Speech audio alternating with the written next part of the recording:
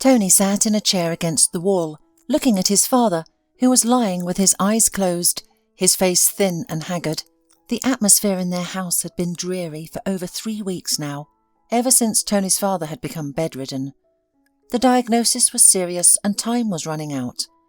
As soon as Howard's illness became known, his mother pleaded with the doctors, saying, "We'll pay any money. Just save my husband. How much do you need? Let's send him abroad. I'll go with him and take care of him." Tony was unsure about the exact amount of money in their family accounts, but he knew there was a substantial sum. His father had been the head of the publishing business for many years. Normally stern and energetic, Howard was now lying with his eyes closed, as if peacefully sleeping, but Tony knew that his father purposely closed his eyes whenever he entered his bedroom. Not wanting to worsen the already difficult situation, Tony silently stood up and left. He understood as soon as his father opened his eyes, even with his last bit of strength, he would express his displeasure at his presence. This had been the case the previous morning. Howard audibly complained when he saw Tony sitting nearby, saying, "Why are you looming here like an eyesore? Take an example from your older brother Vincent. He studies every day, attends all his classes, and you're idle. Go away. Disappear from my eyes." Those words had hurt Tony deeply. Only he knew that his older brother Vincent hadn't attended the college for over 2 months and spent his spare time in clubs. Vincent would come to their father in the morning, but after an hour or even less he would disappear, claiming he had to study. Tony heard how affectionately his father spoke to Vincent and how angrily he spoke to him. At times, Tony felt accustomed to such treatment. Since childhood, he had been the scapegoat for everyone in the family. He was blamed for all troubles and failures, regardless of whose fault it was. His father only referred to him as a slacker and a troublemaker. His brother also treated him like an enemy. Occasionally, when his mother was in a good mood, she would pity him or say a kind word after his father scolded him. On the contrary, his parents always held Vincent up as an example. Tony couldn't understand why. Tony studied diligently and got every grade deservedly, while Vincent just had to attend lessons to bring home a diary with A's and B's. Howard regularly sponsored school for Vincent's good grades. His brother was 2 years older than Tony, and as soon as he graduated from school, Howard immediately took care of it, and in a couple of weeks, Vincent became a student of one of the best colleges in the city. Upon Tony's graduation, his father angrily declared, "That's it. Stop relying on your parents' support. Go to work. And if you have enough brains, go to a correspondence college." That was Tony's plan as well, but his dreams of further education quickly faded into the background.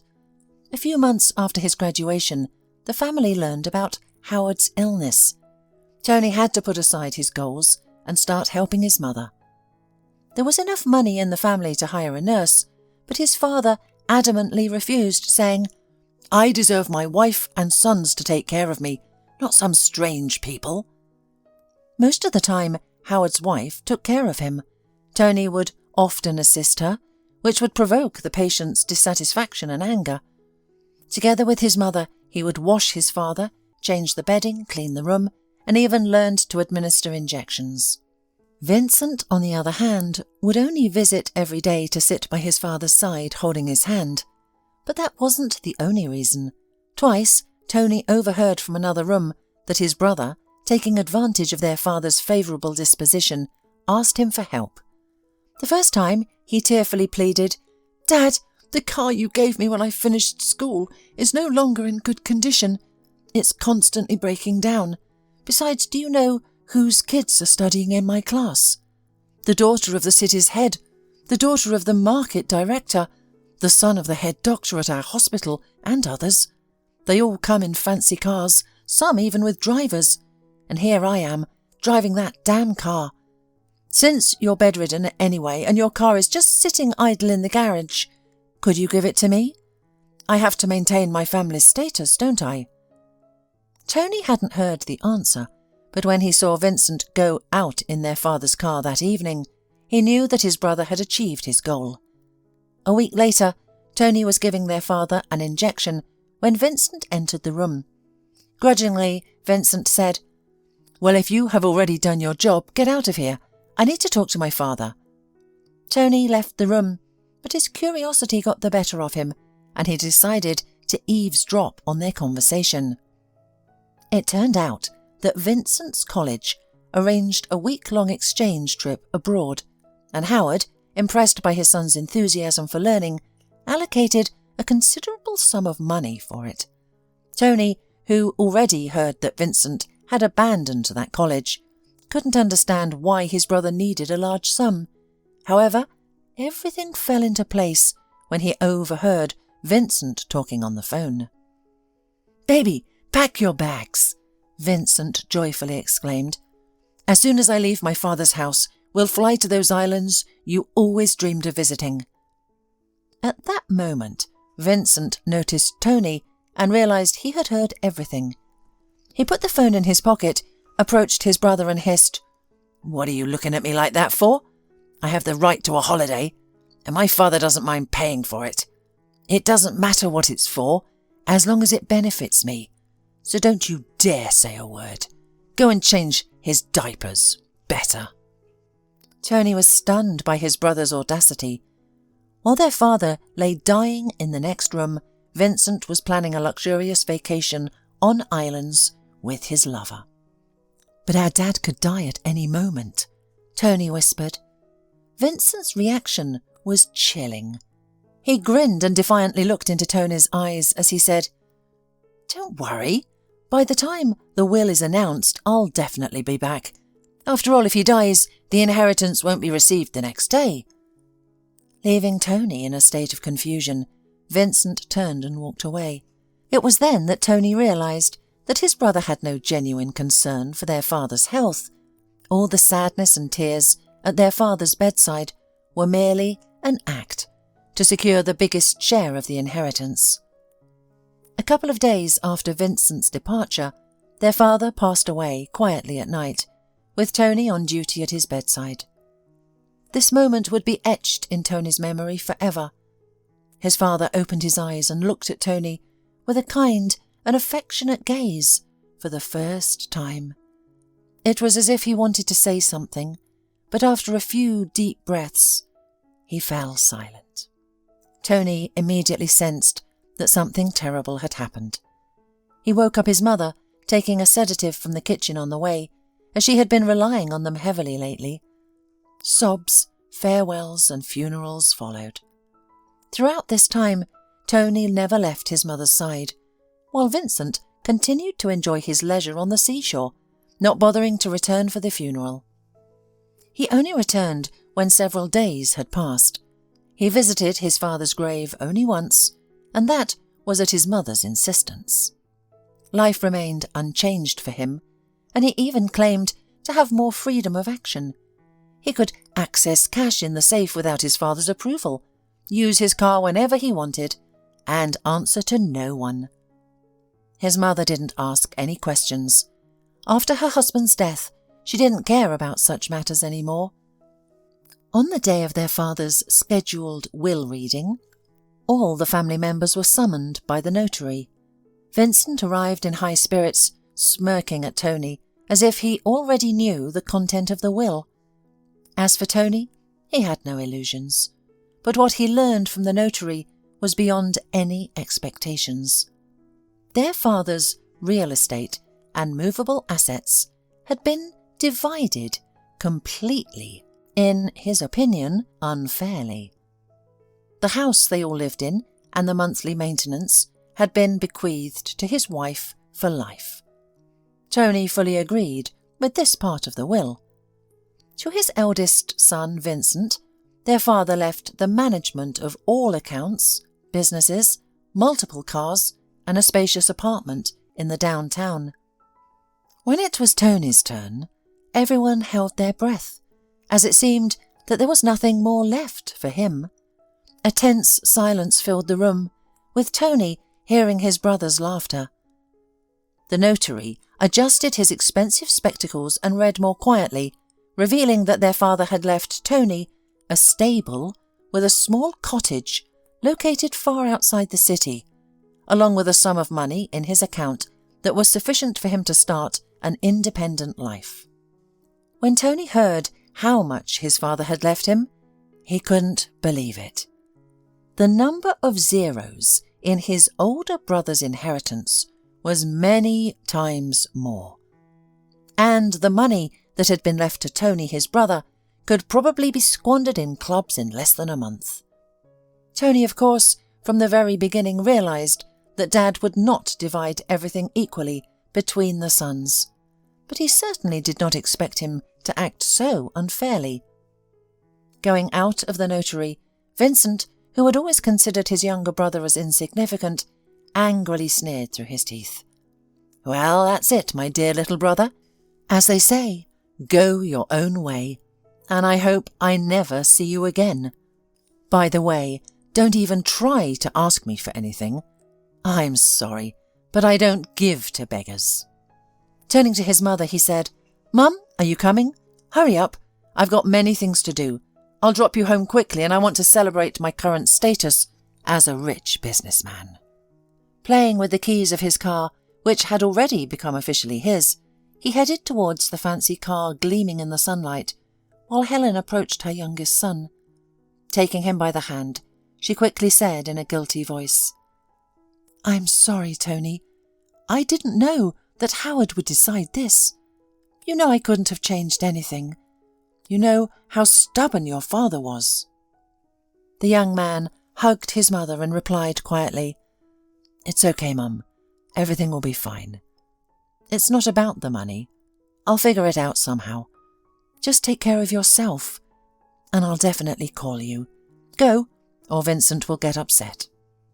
Helen went to the car, and Tony remained standing on the porch of the notary's office, resentful towards his father, Vincent, and the world as a whole. He couldn't understand why his father had such a negative attitude towards him from childhood until the last day of his life, which he clearly didn't deserve. Two brothers, growing up in the same family, and now one got everything, while the other was left with a dilapidated house in the middle of nowhere. Tony didn't even doubt that this was how his father's inheritance looked like. After all, Howard brought this stable by chance, and he only went there for the first couple of years after the purchase. At that time, his father was obsessed with horses, and each time he came back from there, he boasted about buying another thoroughbred horse. But it didn't last long. Business took over, it started to flourish, and then his health deteriorated in addition. Tony couldn't even remember the last time his father had visited his stable, and now he was forced by his father's will to gather his things that could fit in one travel bag, leave his home, and go to the address specified in the will. After buying a bus ticket, Tony sat in the back seat and sank into his unhappy thoughts.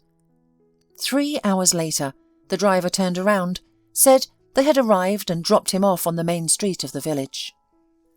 Looking around, Tony immediately realised that his hope of finding a job here had instantly disappeared. The whole village consisted of that single central street. There were no more than 20, at most 25 houses, and they didn't look alike. Some were freshly painted, with well-maintained vegetable gardens, while others were grey and shabby, as if they had endured a difficult life. Tony adjusted his bag on his shoulder and went to find his own house. At the very outskirts, a little away from the street, he saw something that resembled a house. He realised it was his property only because of the nearby stable with its overgrown fence. There wasn't even a gate in front of the house itself. It was lying on the grass. The plot was so overgrown with weeds that Tony had to clear a path, as if cutting through a thicket to reach the porch. At that moment, he remembered his father's words, which he had said as soon as he finished school. "Well, now roll up your sleeves," his father had said, with some incomprehensible threat. "Go work as a loader or a stable boy, shoveling manure. That's the kind of life you're meant for. You can't rely on me or your mother. I've achieved everything on my own, and you, if you can, you'll have to fend for yourself." Now Tony stood in front of the stable house and realised that his father's words had been prophetic. Sighing sadly, the young man sat down on the broken porch step and found himself afraid and unwilling to go inside. The fear wasn't directed at anyone or anything in particular. Tony simply couldn't imagine what awaited him inside that hut, with the door hanging on one hinge, a broken window and a torn piece of roof. Hoping to postpone the meeting with the unknown, Tony set off to inspect the stable, leaving his bag on the porch. As he approached the corner of the grey structure, he heard a horse's neighing coming from inside.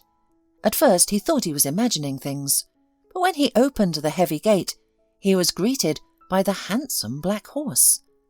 The horse was standing in one of the paddocks, which was the only one in perfect order. Just as Tony pondered about it, he heard a hoarse cough behind him. He turned around and saw a limping man making his way towards him. "Good day," the man said in a gruff voice. "What brings you here? Can I be of any assistance?" Tony explained who he was, briefly sharing the story of his father's death and the inheritance of the stables. "Oh, I see," the man croaked. He suggested they continue their conversation outside and pointed to a log by the gate. As they sat down, Frank, as the limping man introduced himself, lighted up a cigarette and spoke.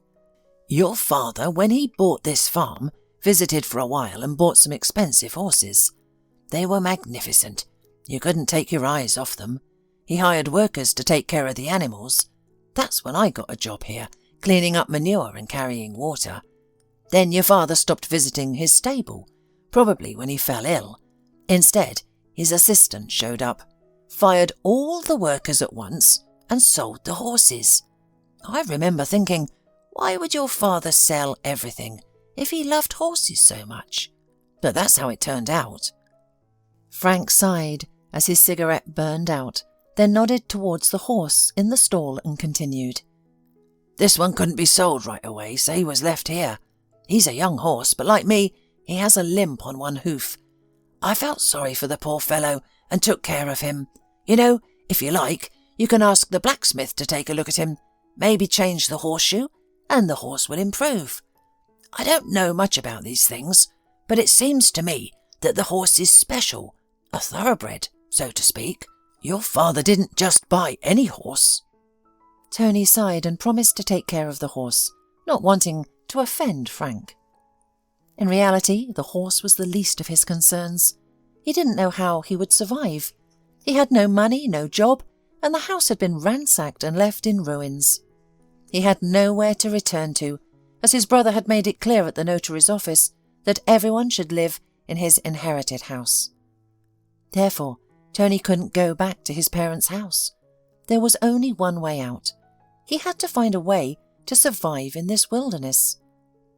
After chatting a little more with Frank, he bid him farewell and headed towards the house.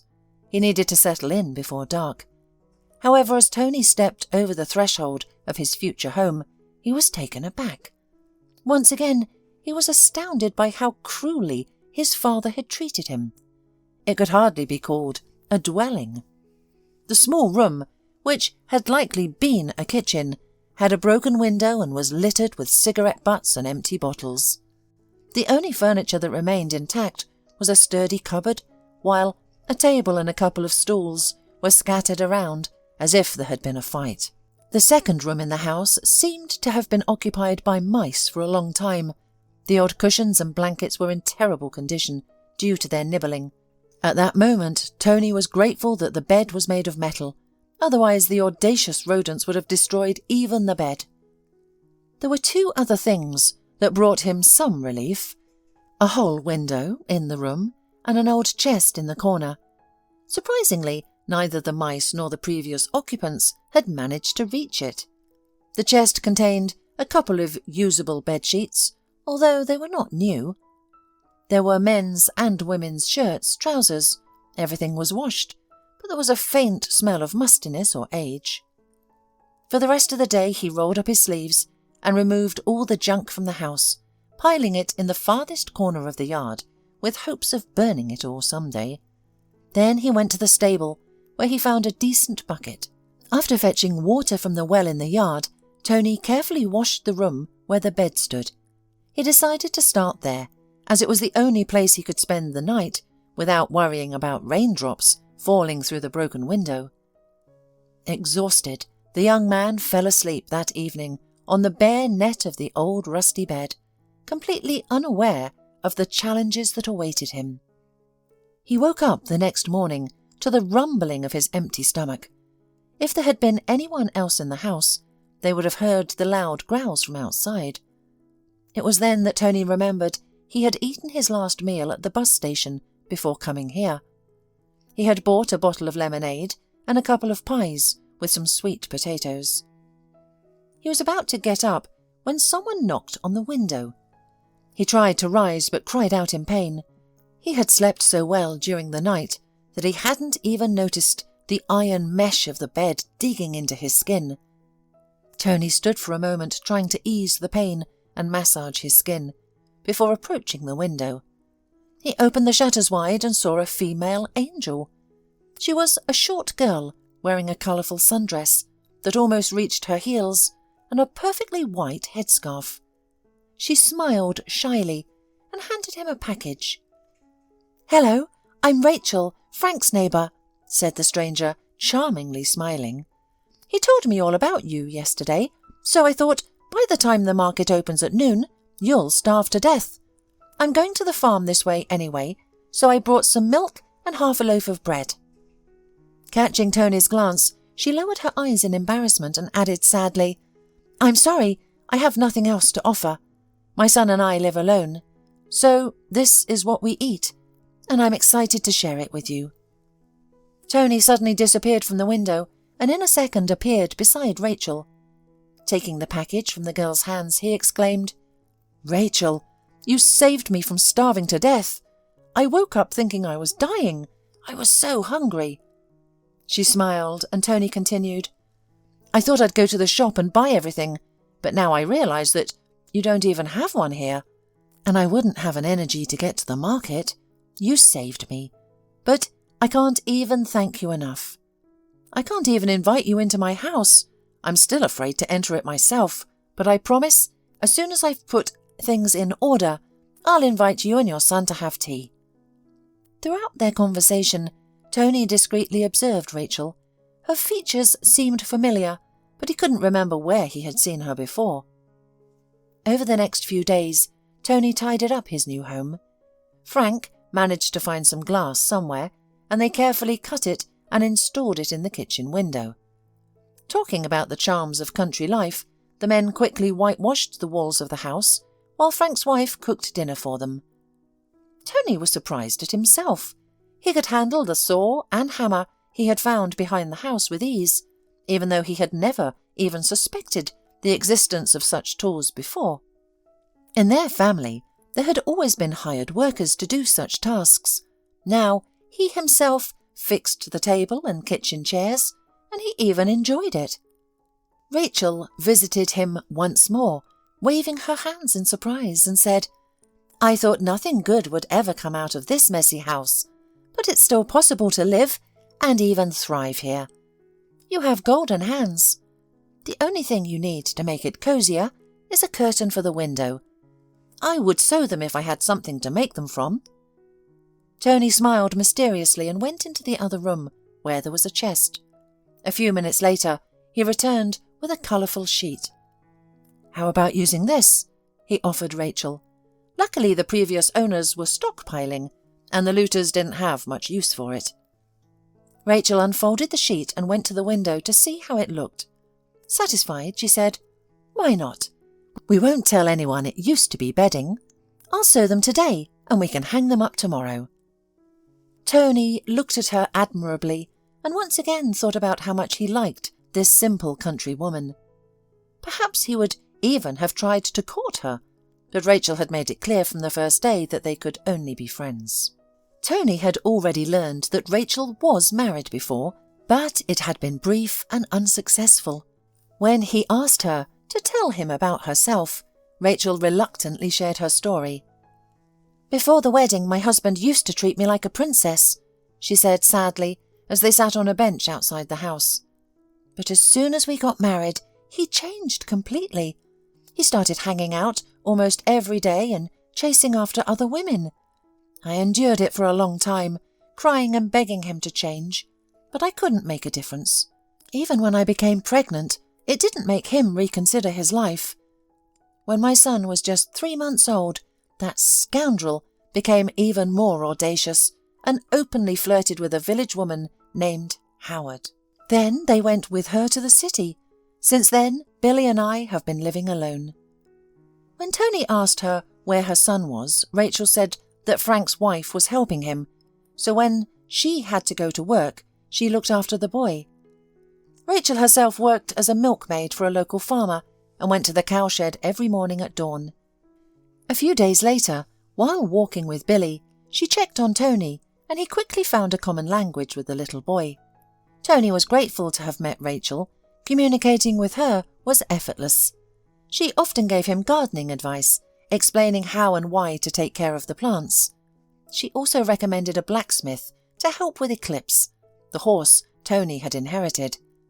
The cost to change the horseshoes was significant for Tony's small budget, but nevertheless, he decided to proceed and never regretted his decision. When Frank saw how fast Eclipse was galloping, he exclaimed, "Oh, I've told you, this young spirited horse. I wish I could change my shoes and not limp any more." Tony smiled back. He had liked Frank from the first day.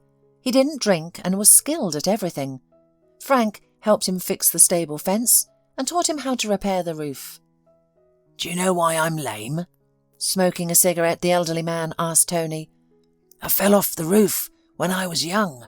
Back then, my army buddy and I were working hard. We built houses, repaired them when needed, made good money, by the way. We were young and foolish.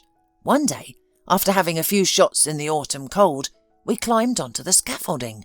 I didn't even realise what went wrong, but I fell in no time. My friend wasn't hurt at all, but the doctors had to pick up pieces of my leg and save it.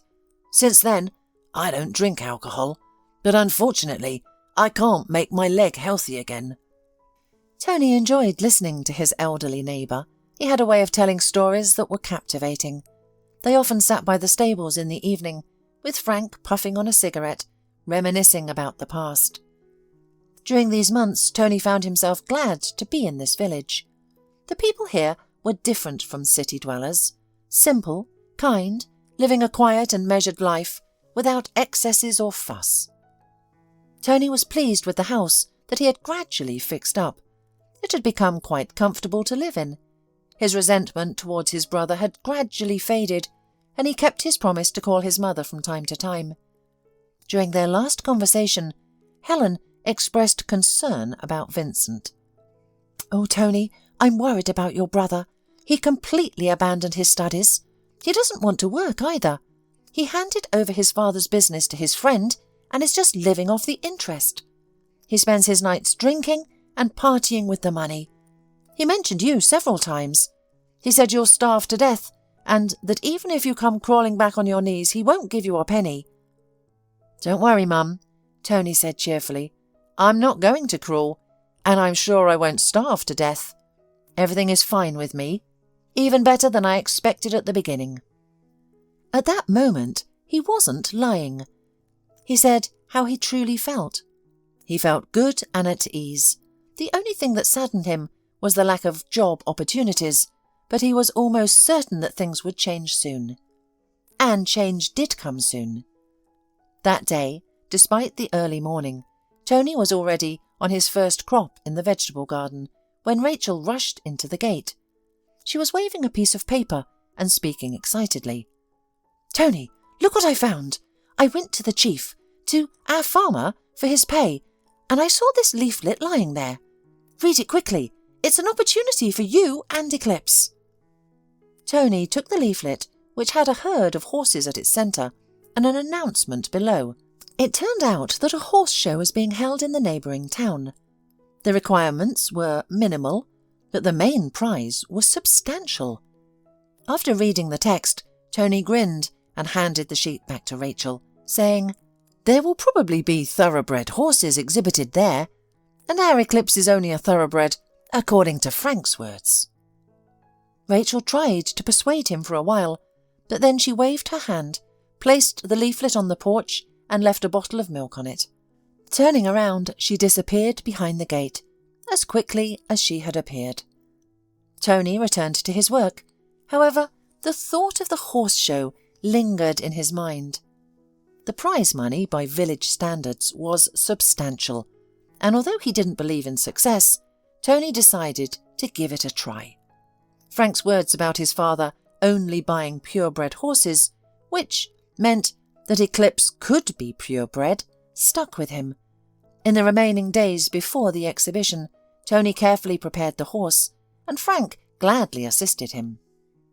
On the appointed day, they stood in line with the other participants, filled with excitement. The competition was fierce, with each horse being more beautiful than the next. At each stage, they had to showcase the horse's best qualities. Surprisingly, Eclipse won the hearts of almost all the judges. Tony was astonished when his pet horse was declared the winner. Right after the award ceremony, an older man with grey hair approached Tony and gently stroked the smooth mane of Eclipse. He said thoughtfully, "He's so beautiful. You know, this breed is very rare, and only a few have been brought to our country from abroad. Such a horse is valuable, believe me. Would you consider selling him? I would pay a good price." When the man named the amount he was willing to pay for Eclipse, Tony realised that his father hadn't totally deprived him of inheritance as he had thought. The horse had already brought in and could still bring in a lot of money. As Tony pondered the events that had unfolded, the man continued to stroke Eclipse. Finally, the young man responded firmly, "No, I won't sell the horse. He was inherited by me, and he is like a memory of my father." In his mind, Tony was already envisaging taking Eclipse to future tournaments. After all, having won such a prize once, why not try his luck again? The man had even imagined how he would use the money he had won to create his own small farm and live comfortably like others. However, his thoughts were interrupted by the same gentleman. "You know, I knew your father very well. My name is Mr. Sheldon. We started our business together when we were young, and we were friends. We had been friends since our student days. We studied together. Those were good times. We shared all our joys and sorrows. It was surprisingly easy for both of us. Many people even envied us, but then years later, our paths diverged and we lost touch," the stranger said, his voice filled with sadness as he seemed to reminisce about the past. At that moment, Tony found himself torn between wanting to hear about his father's past and not wanting to dwell on it. He was about to bid farewell when the stranger spoke again. "You know, I recently read in the newspaper about your father's death and your family. Something puzzled me. Although I hadn't spoken to Howard in many years, I know for a fact that he didn't have 2 sons, but a daughter and a son. He was overjoyed when his daughter was born first. He said she would be his little princess. And when his son was born a couple of years later, Howard was ecstatic. We were still good friends then. Our children were born around the same time. Howard's daughter was born in early April, and my eldest was born a month later, in May. We used to joke, when they grow up, we'll merge our businesses by getting them married." "But I don't have a sister," Tony interrupted. "I only have Vincent, my brother. It's true he was born in the same year when you say your daughter was born." Mr. Sheldon looked at Tony intently and continued thoughtfully. "You know, young man, those were troubled times. There were problems in business, among other things. Howard and his family disappeared from the city. No one really knew what happened. Suddenly, your family vanished for a couple of years and then reappeared. But instead of a daughter, Howard had an older son. People gossiped, but eventually they moved on with their own lives, dealing with their own problems as best they could." After a moment of silence, the man turned his attention back to the horse, stroking its beauty. In a half-whisper, he spoke mysteriously to Tony. But what confused me even more than the substitution of a daughter for a son was your father's attitude towards horses. You know, it intrigued me. From a young age, Howard adored horses and treated them like deities. He carefully selected each of his prized horses, knowing their pedigrees and providing them with ideal living conditions. When he returned, many of our mutual acquaintances noticed how much he had changed. At first I didn't believe it, but when I saw the condition of his stables, I was shocked. That your father had allowed them to fall into such disrepair. Tony listened intently, trying to make sense of it all. It was unfathomable to him how his father had allowed the stable to ruin. Moreover, the revelation that his older sister, who should have existed according to the stranger, had vanished, raised questions about his family's past. The conversation with his father's friend at the exhibition left Tony's mind in turmoil. However, upon returning to the village, he became engrossed in new concerns, and the investigation into the mystery of his family would have to be postponed for another time. With the winnings he received thanks to Eclipse, Tony, with the help of Frank, his wife and Rachel, set up a small farm. Though modest in scale, it provided him with enough to live comfortably. Rachel left her job with the farmer to join Tony, and while he tried to court her again, they realised that their relationship could only be one of friendship. But he was happy, and such a relationship was somehow easy for him with Rachel.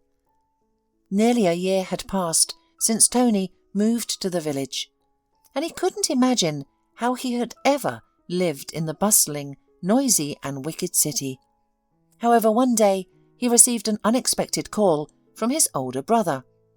From the first moments of their conversation, Tony sensed that Vincent still harboured hatred for him, and seemed to call solely to mock him. "Well, little brother, aren't you starving yet?" Vincent asked, and then, noticing the farm behind Tony through the video call, he continued in astonishment. "Have you been hired as a cattle farmer? Yeah, where else could someone like you find work?" When Tony informed Vincent that it was his own farm and stable, Vincent fell silent, abruptly cutting off his prepared speech. It was clear that his anger overflowed. Things had not turned out as he had hoped.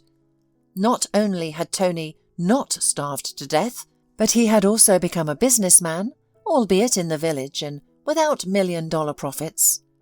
Clearly, this fact pained the older brother so much that he decided to visit that very day, supposedly to check on him. Throughout this time, Tony couldn't shake the thought that he had an older sister somewhere. But then, who was Vincent to him? Tony concluded that his brother's arrival came at the right moment, as it presented an opportunity to collect material for a DNA test. He carefully took a cigarette butt left by Vincent in the ashtray, as well as the glass from which he had been drinking. Tony even managed to collect a few hairs from the headrest of the driver's seat while his brother inspected his possessions. Immediately after Vincent's departure, Tony went to the city and submitted all the necessary materials for the kinship test. He anxiously awaited the results, as it was a time filled with both excitement and agony. Tony had no idea what the test would reveal, but he was certain that there was some mystery involved. The DNA results indicated that Tony and Vincent were complete strangers to each other, having no trace of a familial relationship. Upon receiving the result, Tony sat down on a bench in the square in front of the clinic, staring at the document, unsure of what to do next. It was obvious that there was some well-thought-out machination, but it would be impossible to solve it on his own. After sitting for some time, Tony placed the result sheet into his inner pocket and headed to the nearest police station. There, the investigator listened attentively and suggested filing a detailed statement. At that moment, Tony had little faith that anyone would take up his case. He believed it would likely be shelved and eventually forgotten. To his surprise, just a few days later, he was summoned to the police station. In the investigator's office, Vincent was sitting anxiously, appearing much less confident than before. He seemed frightened and suddenly began whispering rapidly, as if afraid of not being able to relay everything in time. "Tony, what nonsense are they talking about? This man interrogated me for half an hour, asking if I knew any missing businessmen who were supposedly your parents. He claims that you're not my brother at all. It's ridiculous. We've always been together. He's questioning our mother right now." At that moment, Tony didn't believe Vincent, even though his brother's appearance clearly indicated that he was in shock upon hearing the news. Helen spent several hours with the detective Shields. Tony grew concerned for her, as her health had noticeably declined after their father's death. When she emerged from the investigator's office into the corridor, it was alarming to see her. She looked as if she had aged another 10 years, with a stooped back, red eyes from crying, and a dull gaze. Ignoring her sons, the woman slowly staggered out, and the investigator invited Tony into the office. "My name is Detective Paul Shields. What a job you've given us," began the policeman, motioning for us to sit down. "You have no idea what happened. It turns out that your so-called parents are not your natural parents. This family worked for your real parents as servants, and these monsters have been planning their crime for a long time, jealous of your parents' wealth." The investigator took out his tape recorder and said, "Here, you can hear the whole thing for yourself. Your so-called mother, afraid of ending her life behind bars, confessed everything." The investigator went to sort out some folders in a cupboard against the wall, and Tony listened, not believing what was happening. "My husband and I were thinking at the time," said a familiar female voice from the dictaphone. "Why do they get everything and we get nothing? So my Howard set it up. He was clever. When the owners went somewhere, they sometimes asked Howard to drive them. This time, he had to drive them again. At breakfast, he gave me some powder and told me to put it in the tea of both the owners, and after they left, to be ready in a couple of hours. He came back nervous, twitchy. He asked me to get all the kids in the car quickly. There were only 3 of them in the house, their daughter and son, and our son, Vincent. Without asking unnecessary questions, I did everything as ordered, and in a few hours we were far from the city where we lived. There, in a small hotel, Howard told me that there are no more our owners, and now we'll be instead of them. But of course, it still required great effort. Appearance and age, we were something like him, but the beauticians and plastic surgeons did some other things." The recording stopped halfway through, and in the ensuing silence, the investigator's voice came from behind him. "Oh, damn, it's run out of power. She has been talking about their crime for so long. Sir, let me recharge it. Why don't I pour you some tea? You need time to adjust to this terrible truth." Handing Tony a cut glass, he said, "You sit closer and listen to it, plugged into the socket." Then Detective Shields continued to go through the documents in the cupboard, and Tony began to listen further. "Howard thought everything out in advance," the false mother continued, "and managed to take a lot of the money from the former owners.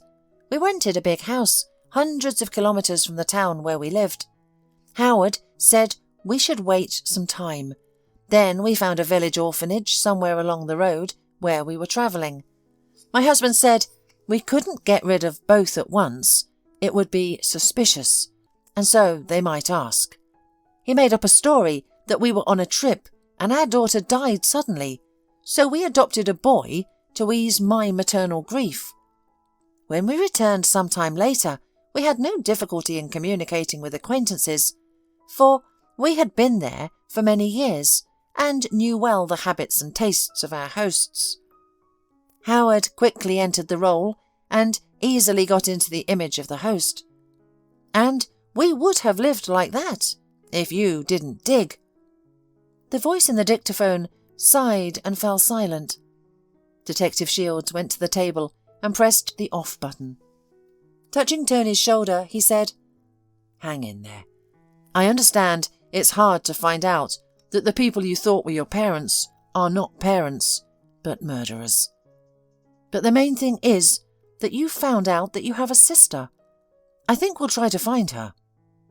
Tony, who had been in a sort of stupor all this time, seemed to come to his senses, and raising his eyes to Detective Shields, he pleaded, "Please, help me find her. After all, she is the only person in the whole world who is really dear to me." He would have started the search himself, but he didn't know where to start, so he decided to wait, leaving it entirely to the police. Every day, his thoughts returned to what he had heard in the investigator's office. A little over a fortnight had passed. During that time, he didn't see his brother or his so-called mother again. One morning, while he and Frank were cleaning the stable, Detective Shields appeared on the doorstep. "Hello, everyone," he began in a cheerful voice and continued, "I have good news for you. Tony, why don't you make me some tea? I'll tell you everything I've learned about your sister." Tony's pitchfork nearly fell out of his hand. He was afraid to hear that his sister, as well as his parents, were gone. However, looking at the cheerful policeman, he calmed down. It was clear that he had come with good news. Setting down his instrument, he invited the guest into the house. It turned out that Tony's sister had been adopted by a childless couple many years ago after being placed in an orphanage. To avoid unnecessary gossip, the family had moved to the countryside and lived just 2 villages away from where Tony now resided. Excitedly, Tony asked, "Please, tell me, is she alive? Does she still live there? I'll go there right away." But the policeman just laughed, placed his hand on Tony's shoulder and sat him down. "Calm down," he continued jokingly. "There's no need to go anywhere. Your sister is alive. Unfortunately, her parents are no longer alive, so she has moved. But you won't believe where."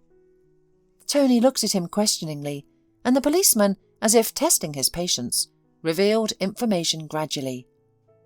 At that moment, the kitchen door swung open, and Rachel appeared on the threshold, radiating happiness. "Well, I'd like you to meet her," said Detective Shields. "She is your very real sister." Rachel smiled, and Tony felt like he was in a dream. Everything that was happening seemed unreal, but kind and happy. Now it became clear to him why Rachel's face seemed so familiar. That day, the 3 of them sat in the kitchen for a long time, discussing everything they had learned. As they were about to leave, Detective Shields offered to give Rachel a ride home. They said goodbye to Tony, and Tony could hardly sleep that night.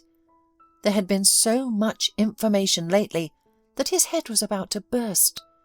The most important thing was that now he had his own sister and a wonderful nephew. From that day on, Tony noticed that Paul began to visit their village frequently. That day, after work, they were going to have dinner at Tony's house. They often gather there now.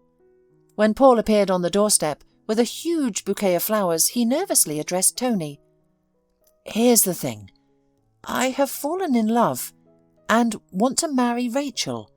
Rachel has already given her consent." Tony put on a serious expression and then, barely restraining a smile, said, "Of course I don't mind, but according to tradition, the eldest members of the family have to arrange their private lives first." Saying this, he approached the woman standing at the stove, embraced her, and whispered quietly, "You agree to be my wife, don't you?" Tony had been in love with Danielle, a veterinarian who had come to examine Eclipse, for 3 months already. He took great care of his horse, considering it a talisman of happiness. He had also met Danielle thanks to Eclipse. During all this time, Tony had been planning to propose to Danielle, but couldn't muster the courage. Now he thought it was the perfect moment. That evening the small house felt especially warm in the cosy kitchen, and a month later they had a lively village wedding. After the wedding, everyone decided to stay and live in the village. Tony received the inheritance that had been misappropriated by Vincent and his mother, but instead of returning to the city, he sold everything and expanded his farm, giving half of it to his sister. He learned from Paul that his unmarried mother had moved in with Vincent, who, left without money, had been living on odd jobs and drinking. However, Tony was not interested in this at all. He became the happiest man, loving his sister, adoring his wife, and eagerly preparing to become a father. And for all of this, he was grateful to Eclipse.